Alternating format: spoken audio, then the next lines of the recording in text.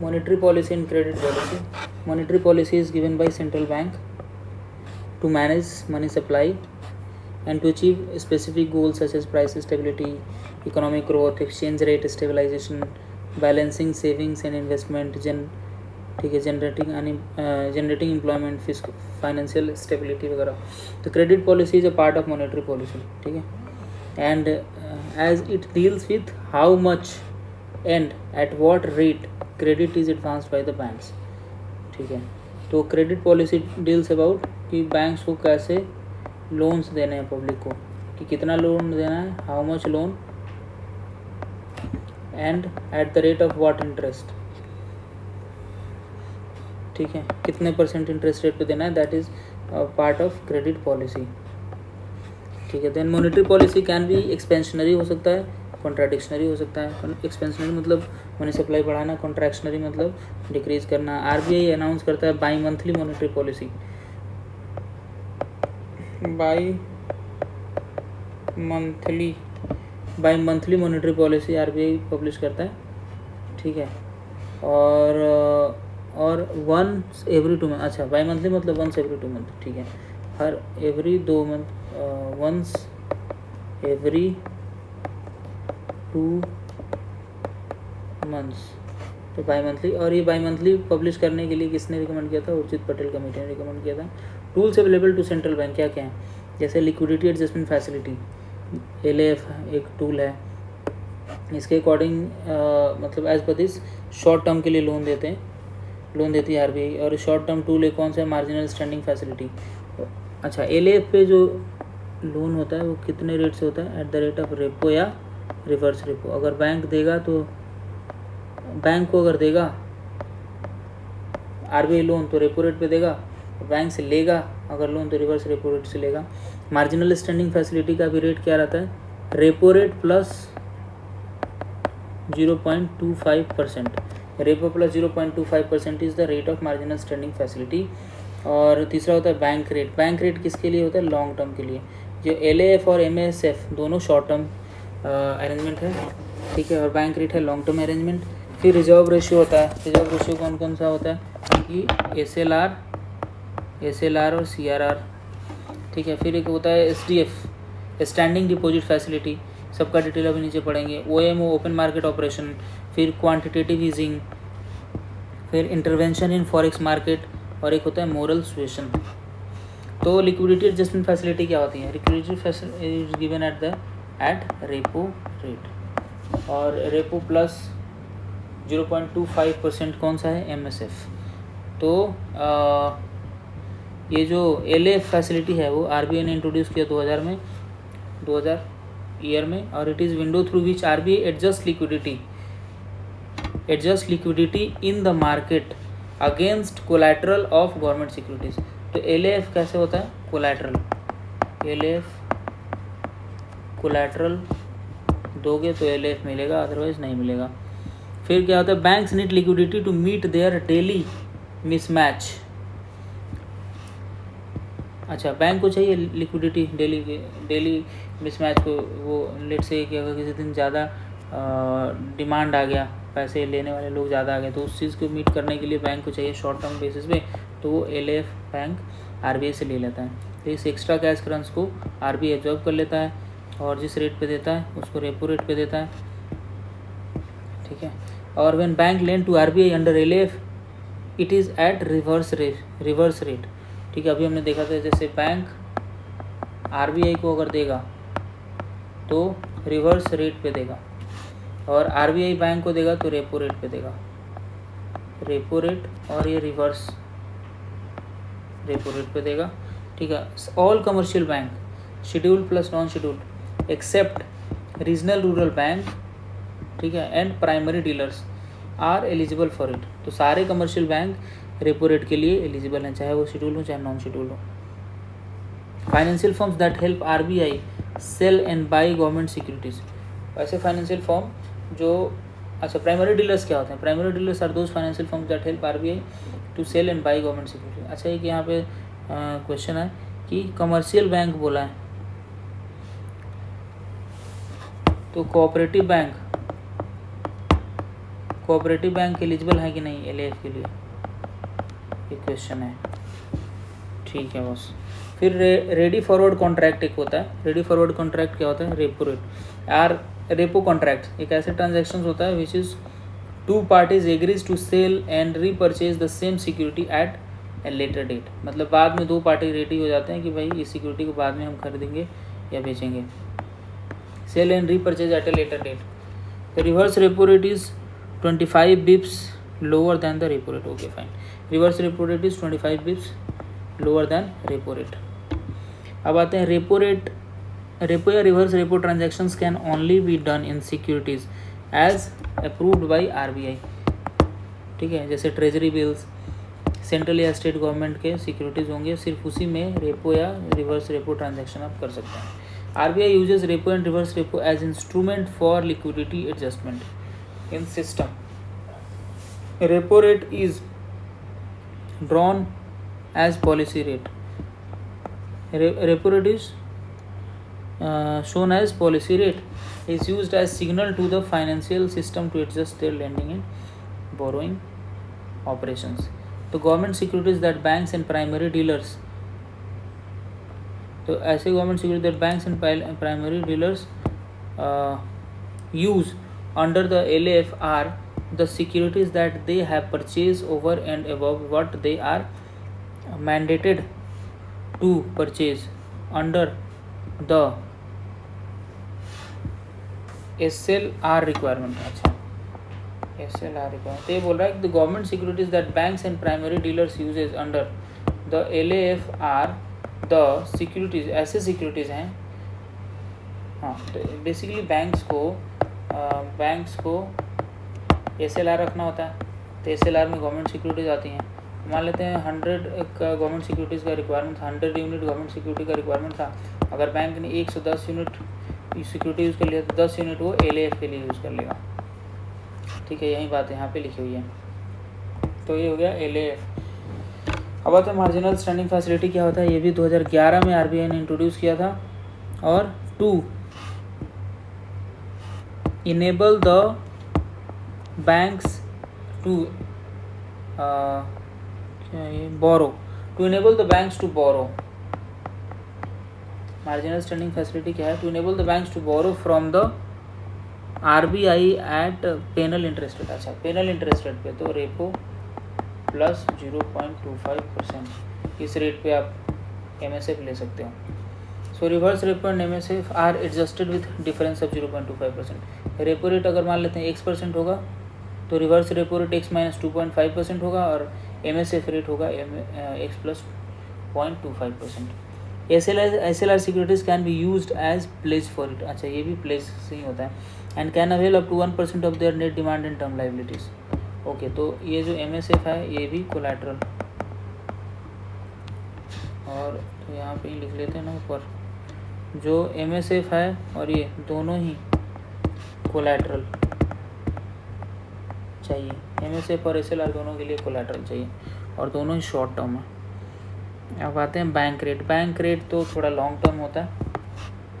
इसे long term है commercial bank को लेंडिंग के लिए, और ये on introduction of LAF RBI discontinued with long term lending, but it is still there in statute. अच्छा, RBI lends only short term under LAF। अच्छा, RBI long term borrowing नहीं देता है। ओके, तो RBI सिर्फ शॉर्ट टर्म देता है LAF के अंडर। तो at present MSF which is also a penal rate is equal to bank rate, और bank rate has been aligned to MSF। Bank rate has been aligned to marginal standing facility का rate से। ठीक है, base rate और MCLR क्या होता है? Base rate ये बैंक का कैलकुलेशन के लिए है। तो MCLR is marginal cost of lending rate. ठीक है, इसका हम डिटेल नहीं पढ़ेंगे। बेस रेट क्या होता है? Was an overall cost of funds. तो बेसल नॉर्म्स के अकॉर्डिंग कैसे कितना रेट, ये पॉलिसी जो रेट्स हैं वो पास ऑन हो जाए, इसके लिए अलग अलग वो तरीके हैं, जैसे बेस रेट और MCLR ensures quicker policy transmission. ठीक है, लेकिन अभी क्या है, एक्सटर्नल बेंचमार्क हो गया। ये रहा यूनिफॉर्म एक्सटर्नल बेंचमार्क। तो RBI decides in December 2018 that all new floating rate personal और रिटेल लोन्स, या पर्सनल लोन हो या retail loans, housing, auto etcetera, and floating rate loans to MS micro and small enterprises extended by RBI, तो उसके ऊपर क्या होगा, external benchmark लगेगा। From 1 April 2019 will be linked to one of the following. External benchmark क्या क्या है, ये 4 बेंचमार्क हैं जो RBI ने दिया है। तो पहला तो है रेपो रेट, या तो रेपो रेट ले लो, बैंक्स को RBI ने बोला, या फिर 91 डेज़ का T बिल ले लो, या फिर 182 डेज़ का T बिल का रेट ले लो, या फिर एनी अदर रेट जो FBIL डिसाइड करो। जो FBIL है वो RBI का सब्सिडरी है, आई थिंक, ये इसको कंफर्म करना है। ठीक है, the spread over benchmark rate to be decided by banks at the inception of loan. Okay, जब लोन स्टार्ट होगा, लोन के इंसेप्शन पर ही बैंक को अपना स्प्रेड डिसाइड करना होता है। इट विल रिमेन अनचेंज्ड, और एक बार डिसाइड हो गया तो वो अनचेंज रहेगा अनलेस एंड अनटिल कोई सब्सटेंशियल चेंज हो जाता है। A bank must adopt a uniform external benchmark, एक यूनिफॉर्म एक्सटर्नल बेंचमार्क को अडॉप्ट करना पड़ेगा with in a loan category. एक लोन कैटेगरी में आपको ऐसे नहीं मल्टीपल बेंचमार्क्स आप ले लोगे, नहीं। However for borrowers it may lead to more frequent reset and, ठीक है, उनका मंथली EMI बदल सकता है। रिजर्व रिक्वायरमेंट, प्राइस स्टेबिलिटी के लिए loan, it is change periodically by RBI to ensure price stability and providing loans to government and safety of banking operations etcetera etcetera. तो इसमें 2 तरह का रिजर्व रिक्वायरमेंट है, एक तो है SLR और दूसरा है CRR। तो SLR की बात करें तो इसमें क्या होता है कि बैंक्स को it is the portion of time या fix deposit and demand deposit that they should keep in the form of ये फॉलोइंग एसेट्स। ठीक है, so it is a portion of time deposit, that is fix deposit, and demand deposit, saving या current deposit of the bank that they should keep in the form of RBI approved assets, जैसे cash, gold, SLR। जैसे cash में आपको रखना है, SLR में रखना है, गोल्ड में रखना है, या SLR सिक्योरिटी। गोल्ड में valued at a price not exceeding the current market price. ठीक है, गोल्ड जो आप रखेंगे उसका वैल्यूएशन ये रहेगा। SLR में अगर रख रहे हैं, SLR सिक्योरिटीज़ में रख रहे हैं, तो मतलब उसमें कौन सा आता है, जैसे गवर्नमेंट ऑफ इंडिया का बॉन्ड, गवर्नमेंट ऑफ इंडिया का treasury bill, state development loans of the state government, या any other security notified by RBI। तो some government securities are classified as high quality liquid assets for the purpose of computing liquidity coverage ratio of banks. So liquidity coverage ratio ensures that banks have sufficient high quality liquid assets to service an acute stress scenario lasting for 30 days. अच्छा, सो जो liquidity coverage ratio है, ये क्या ensure करेगा कि अगर कुछ liquidity crunch आ गया तो कितने दिन तक वो बैंक सरवाइव कर सकता है। ठीक है, तो ऑब्जेक्टिव क्या है SLR का, कि बैंक में क्रेडिट पे कंट्रोल रहे और सॉल्वेंसी ऑफ बैंक मेंटेन रहे, और commercial banks invest in government, commercial bank government securities में इन्वेस्ट करें। ठीक है, ये भी पर्पस है, तभी तो गवर्नमेंट फाइनेंस कर पाएगी अपने प्रोजेक्ट्स। तो चेंजेस इन SLR में चेंजेस होते हैं, तो इसका सिग्नल है कि economy on a long term basis unlike any other instrument. So changes in the SLR signals to the economy on a long term basis unlike any other rate. So अगर SLR में normally change नहीं होता, अगर होता है तो उसका long term impact हो सकता है। SLR कैन वैरी बिटवीन 0 से 40% ऑफ बैंक डिपॉजिट। CRR क्या होता है, it is a portion of bank deposit. CRR is a portion of bank deposit demand plus term that a bank should keep with RBI। ठीक है, RBI के पास जो रखना होता है, 1 second,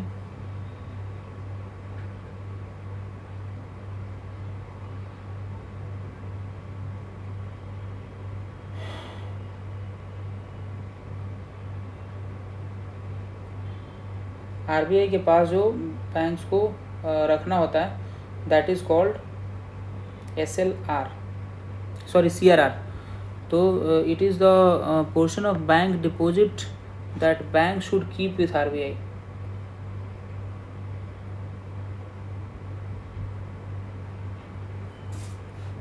it is a portion of bank deposit that a bank should keep with RBI in cash form. अच्छा, ये CRR जो है आरबीआई के पास रखना पड़ता है, एसएलआर जो है बैंक को खुद अपने पास रखना पड़ता है।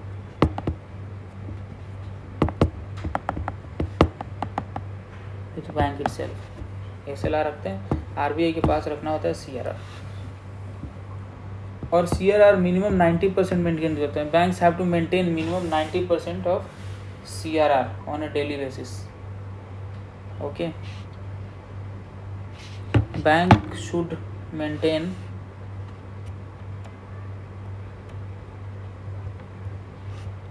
bank should keep with RBI in cash form. Okay, fine. Banks have to maintain minimum 90% of required CRR on daily basis and 100% on an average basis during the fortnight. ये तो बेसिकली फोर्टनाइटली उसको 100% maintain करना है और daily basis पर minimum उसको 90% maintain करना है। ठीक है। CRR deposits earn no interest.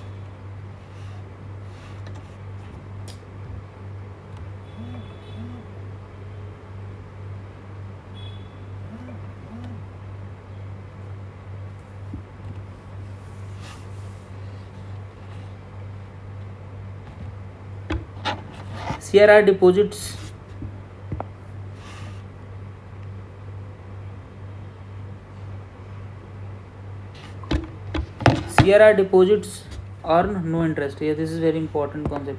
CRR deposits earn no interest. CRR deposits earn no interest. CRR is used for liquidity management, a tool to regulate money supply. CRR is used for liquidity management and a tool to regulate money supply. CRR is used for liquidity management and to regulate the money supply. Okay, fine. Inflation control के लिए भी CRR, अगर inflation ज़्यादा है तो CRR बढ़ा दो, inflation कम है मनी सप्लाई बढ़ाना है तो CRR घटा दो।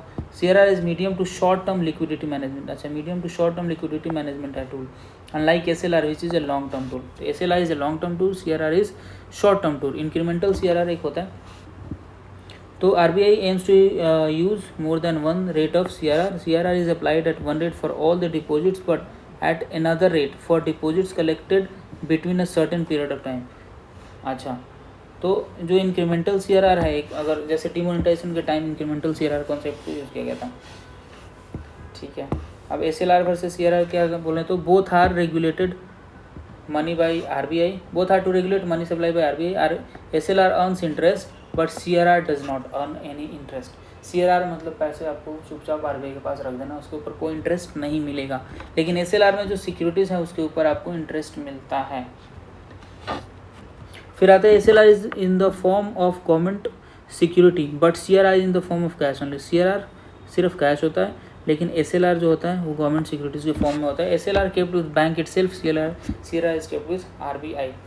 उसके बाद होता है एक स्टैंडिंग डिपॉजिट फैसिलिटी होता है। स्टैंडिंग डिपॉजिट फैसिलिटी इसमें क्या होता है? RBI act amended in 2018 to enable introduction of standing deposit facility. The need for SDF arose during and immediately after demonetization when liquidity on the market and money with the banks expanded significantly। तो SDF में क्या होता है? Bank जो RBI के पास deposit करता है access liquidity, जितना एक्सेस मनी होता है वो किस रेट से? रिवर्स रेपो रेट से बैंक जो है पैसे RBI के पास डिपॉजिट कर लेते हैं। ठीक है। SBI allows both banks with extra liquidity to deposit with RBI for an interest which is reverse repo rate. This will provide RBI capacity to absorb the excess liquidity. फिर एक आता है open market operation. Open market operation में क्या होता है कि RBI government security बेचता है, RBI गवर्नमेंट सिक्योरिटी सेल करता है। Purchase and sale of government security, या सेल करता है या फिर परचेज भी करता है। टू इंक्रीज मनी सप्लाई, अगर मनी सप्लाई बढ़ाना होगा तो RBI क्या करेगा? गवर्नमेंट सिक्योरिटी बाई करेगा, और घटाना ये मनी सप्लाई बढ़ाने के लिए, और सेल करेगा अगर मनी सप्लाई घटाना है तो। फिर आता है मार्केट स्टेबलाइजेशन बॉन्ड होता है। एक नॉर्मल सिचुएशन में market management, for normal situation market management OMOs are there to buy sell G6 but for a situation like demonetisation जैसे सिचुएशन के लिए मार्केट स्टेबलाइजेशन बॉन्ड्स इशू कर सकते हैं अलग से।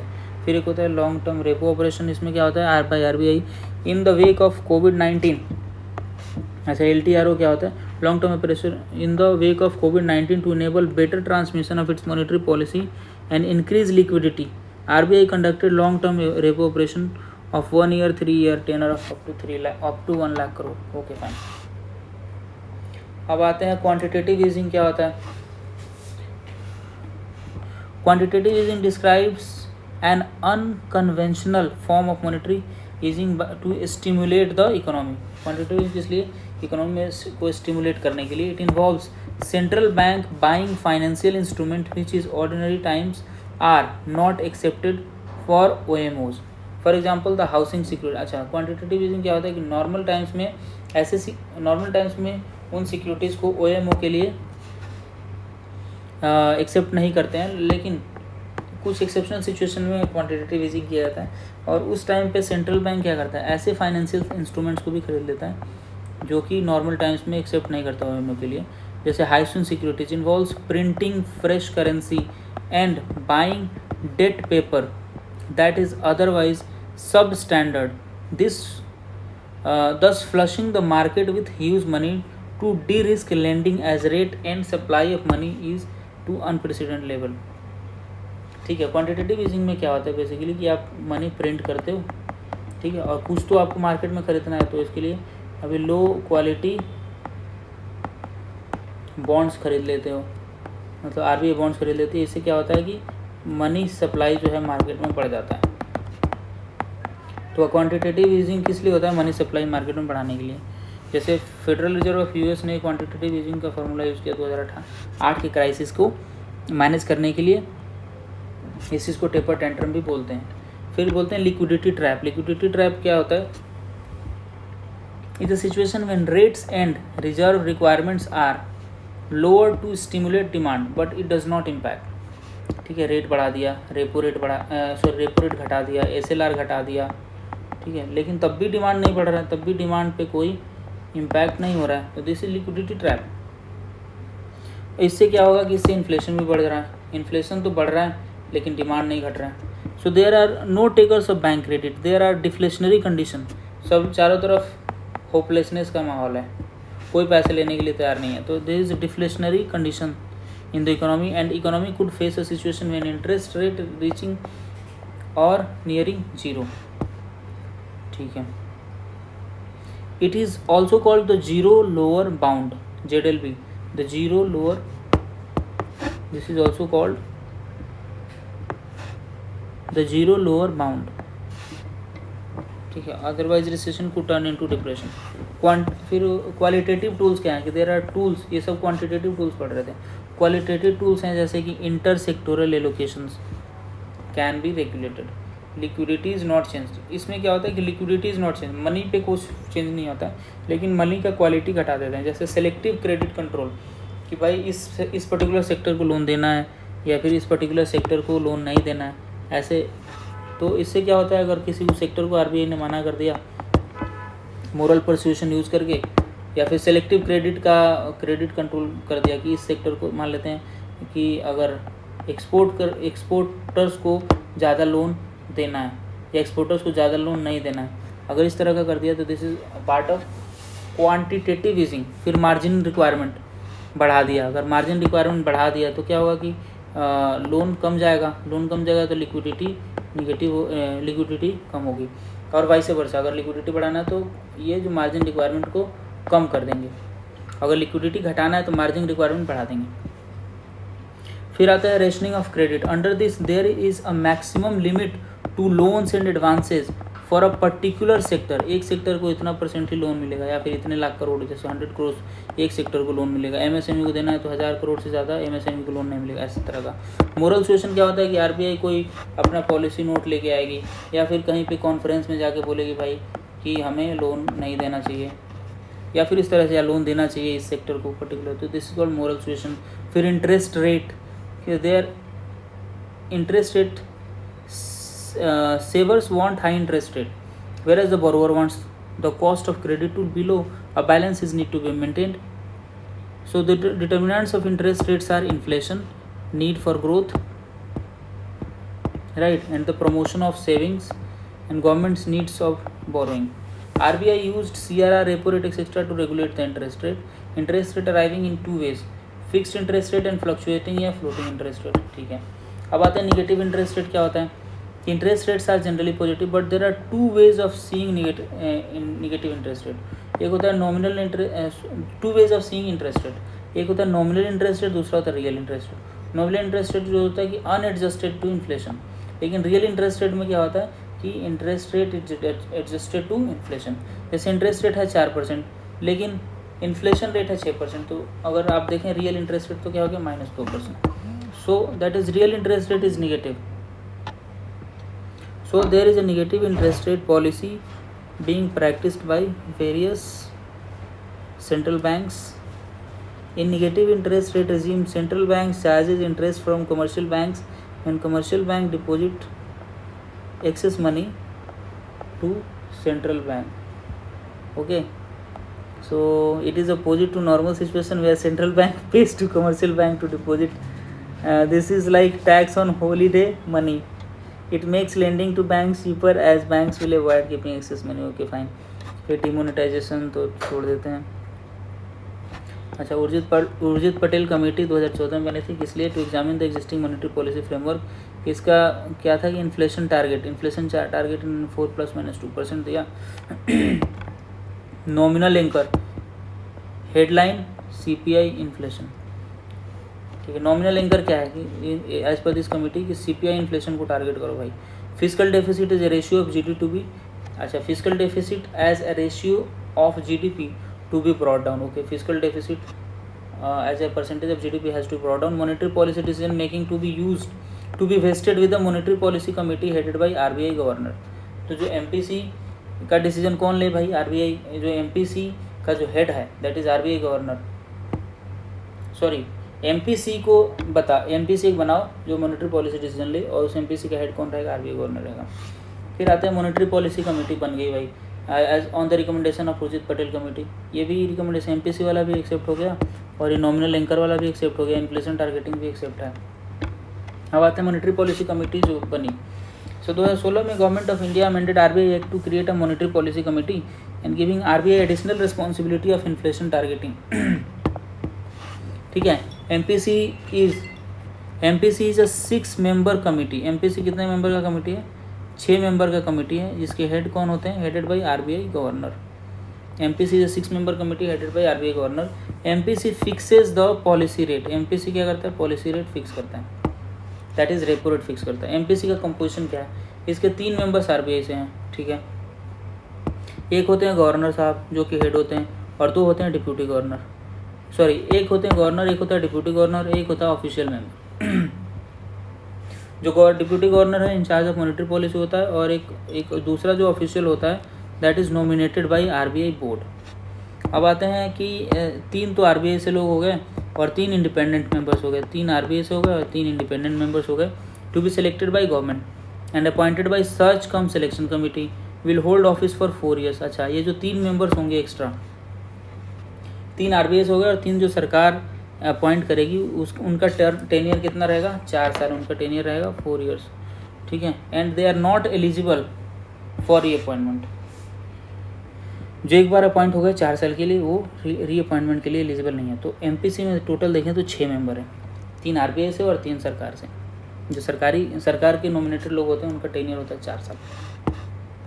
RBI prohibit appointing the MPs MLA public servant, ठीक है। MP MLA या पब्लिक सर्वेंट कोई इस MPC का पार्ट नहीं रहेगा। MPC meets at least 4 times in a year, एक साल में कम से कम 4 बार तो MPC मिलेगी, और ये डिसीजन लेती है based on majority vote by those who present in voting. Okay, majority by those who present in voting.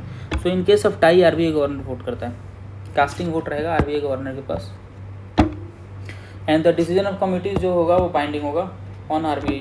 इसके फंक्शंस क्या है? इन्फ्लेशन टारगेटिंग, जो टारगेट है 4% ± 2%, ठीक है। और ये टारगेट है this is set by central government in terms of headline in CPI once in every 5 years in consultation. अच्छा, ये जो टारगेट है जैसे 4% ± 2% का टारगेट अगर चेंज करना है तो हर 5 साल में चेंज होगा। ये कौन चेंज करेगा? Central government in consultation with RBI। ये नहीं कि अपनी मर्जी से, तो एवरी 5 years से चेंज करेंगे in consultation with RBI। RBI would have to give in, अच्छा अगर ये जो इन्फ्लेशन टारगेटिंग है 4% प्लस में 2%, अगर 3 कंजिक्यूटिव क्वार्टर तक मेंटेन करने में फेल हो गए तो आरबीआई को इसका एक्सप्लेनेशन देना पड़ेगा, ठीक है, सेंट्रल गवर्नमेंट को एक रिपोर्ट बना के इसका एक्सप्लेनेशन देना पड़ेगा सेंट्रल गवर्नमेंट को। और आरबीआई को एक मॉनेटरी पॉलिसी रिपोर्ट हर 6 महीने में इशू करना है। ये एमपीसी का वो है रोल है, explaining source of inflation and forecast of inflation. फिर आते हैं minute of MPC meeting are published by RBI after 14 days, ठीक है ये। और एमपीसी के एडवांटेज हैं जैसे कलेक्टिव विजडम काम करता है एक साथ, और एक इंस्टीट्यूशनलाइज कर दिया है इन्होंने मॉनेटरी पॉलिसी फॉर्मुलेशन के प्रोसेस को। आरबीआई की बात करें रिजर्व बैंक ऑफ इंडिया की तो 1935 में बना on the recommendation of Hilton young commission, और ये 1949 में नेशनलाइज हुआ। और central bureau of director of RBI has, अच्छा, और जो सेंट्रल बोर्ड है उसमें कितने मेंबर हैं तो उसका देखें तो एक तो आरबीआई के गवर्नर, 4 डिप्यूटी गवर्नर होते हैं आरबीआई में, एक आरबीआई गवर्नर, 4 डिप्यूटी गवर्नर और एक official member from ministry of finance और 10 नॉमिनेटेड मेंबर, ठीक है। Directors to represent commerce, economic and social life, और 4 नॉमिनेटेड मेंबर्स होते हैं रिप्रेजेंटिंग 4 लोकल बोर्ड्स, हेडक्वार्टर जिसका मुंबई में है, दिल्ली। अच्छा, 4 लोकल बोर्ड के मेंबर्स होते हैं। तो देखिए तो एक गवर्नर होते हैं, 4 डिप्यूटी गवर्नर होते हैं, एक जो है ऑफिशियल मिनिस्ट्री ऑफ फाइनेंस से नॉमिनेट होता है, और 10 अदर डायरेक्टर्स होते हैं जो कि वेरियस मिनिस्ट्री जैसे ministry of finance and commerce and social life, economic commerce and social, in areas को रिप्रेजेंट करते हैं। ऐसे 10 लोग होते हैं, और 4 जो आरबीआई के अलग 4 रीजन्स हैं उधर के मेंबर होते हैं, ईस्ट वेस्ट नॉर्थ साउथ। तो टोटल कितने मेंबर हो गए, एक गवर्नर 4 1 5 और एक मिनिस्ट्री ऑफ फाइनेंस के मेंबर 6 10 16 4, टोटल 20 मेंबर्स हैं आरबीआई के बोर्ड पे। आरबीआई के सेंट्रल बोर्ड पे टोटल कितने मेंबर्स हैं, 20 मेंबर्स हैं। इनका फंक्शन क्या है कि monopoly of issue government note, currency note कौन इशू कर सकता है, सिर्फ आरबीआई, और गवर्नमेंट का बैंकर है सेंट्रल गवर्नमेंट स्टेट गवर्नमेंट दोनों का बैंकर है, ठीक है। डब्ल्यूएमएस के थ्रू स्पेशल या हमने देखा था ना नॉर्मल या स्पेशल, स्पेशल जो है एज ए कोलैटरल मिलता है कोलैटरल पे, ठीक है, स्टेट गवर्नमेंट को सिर्फ मिलता है, नॉर्मल सीजी और एसजी दोनों को मिलता है, इसमें बिना कोलैटरल के। तो बेसिकली तो गवर्नमेंट का बैंकर है आरबीआई, बैंकर्स ऑफ बैंक्स है, लेंडर ऑफ लास्ट रिसोर्ट है, that is help to rescue banks who faces difficult faces. और फॉरेक्स या गोल्ड का मैनेजमेंट भी आरबीआई के हाथ में ही है। 1 रुपये का नोट का डिस्ट्रीब्यूशन और कॉइन्स का distribution all over the country is undertaken by RBI as a agent of government. 1 रुपये का नोट कौन प्रिंट करता है, गवर्नमेंट प्रिंट करता है, लेकिन उसका डिस्ट्रीब्यूशन कौन करता है, आरबीआई करता है as agent of government. RBI in printing the currency, amount of money that RBI would print is linked to gold and forex availability. So RBI prints for following reason, replace the solid notes, print notes with better feature, infuse money, lend to government and buy foreign currency। Seigniorage क्या होता है कि जो face value of currency minus production cost, seigniorage is face value of currency minus production cost, ठीक है। तो यही होता है, ये भी दिस इज ऑल्सो अ कमाई of RBI. Debt management office का separate debt management office under RBI जो दिल्ली में है, ठीक है, open by external by central government. अच्छा, डेट मैनेजमेंट ऑफिस एक अलग से बना दिया है सेंट्रल गवर्नमेंट ने, जिसका काम रहेगा डेट मैनेजमेंट। और इस डेट मैनेजमेंट ऑफिस बनाने के लिए रिकमेंडेशन काफ़ी लोगों ने किए, जैसे जहांगीर अजीज़ पैनल ने, doctor Raghuram Rajan chair committee on financial sector reform, इसने भी debt management debt management office बनाने के लिए बोला था। फिर justice B N Srikrishna chair financial sector legislative reform committee, इसने भी बोला था, ठीक है भाई। ऑटोनॉमी ऑफ आरबीआई बहुत इंपॉर्टेंट है, तो आरबीआई ऑटोनॉमस है, इसके प्रो कॉन्स हैं, ठीक है। सेक्शन 7 ऑफ आरबीआई बोलता है कि 1934 बोलता है कि so CG may from time to time give such direction, ये सेंट्रल गवर्नमेंट डायरेक्शन दे सकती है आरबीआई को जो उसको ठीक लगता है। Except any such directions general superintendence and direction of affairs of bank shall be done by RBI, ठीक है। दैट मीन्स कि prevalence of government over opinion of RBI is to take place only in 2 conditions. तो RBI वैसे तो independent है, लेकिन इन दो चीज़ों में गवर्नमेंट का जो रिकमेंडेशन होगा that will prevail, that is on to conditions being followed.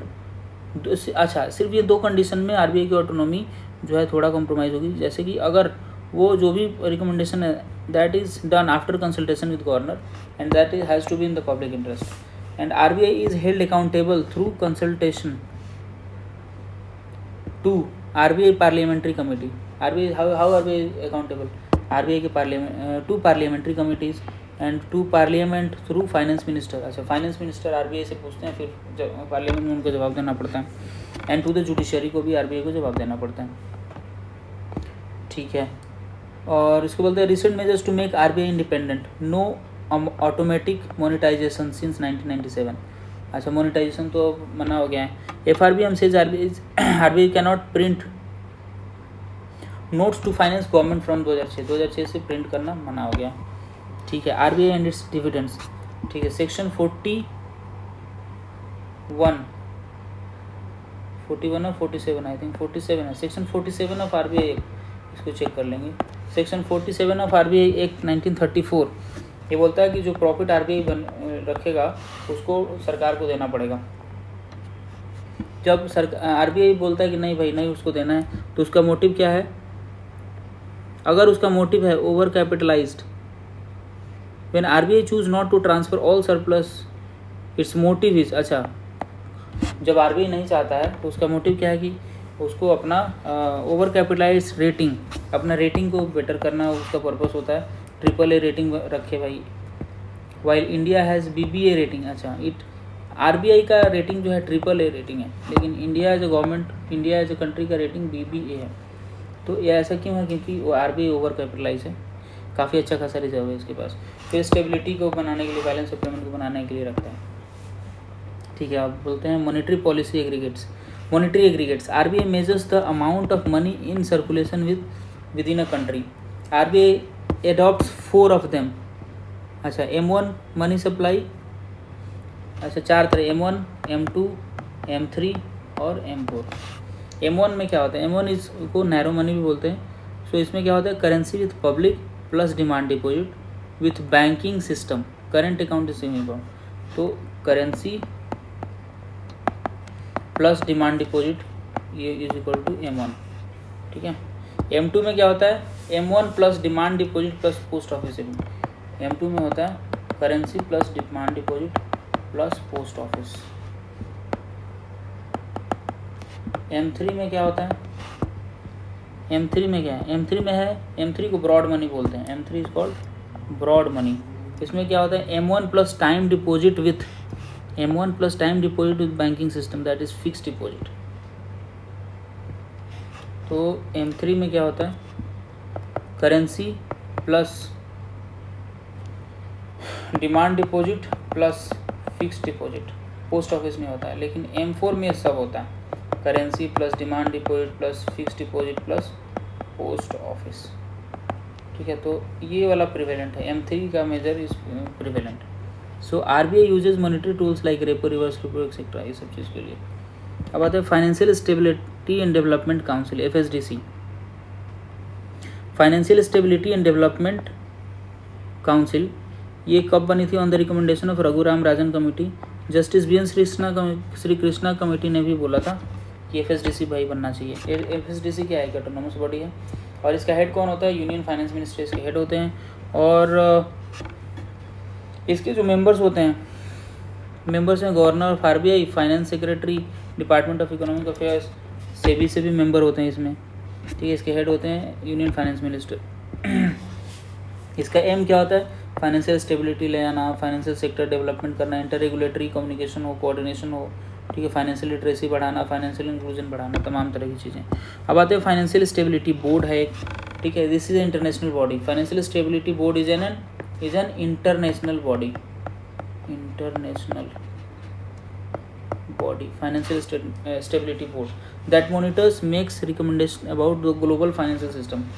It was established after the G20 leadership summit in 2009. तो जो FSB है, FSB G20 के बाद बनी थी। इसे इंटरनेशनल बॉडी ठीक है, fine. So this is how we completed the banking.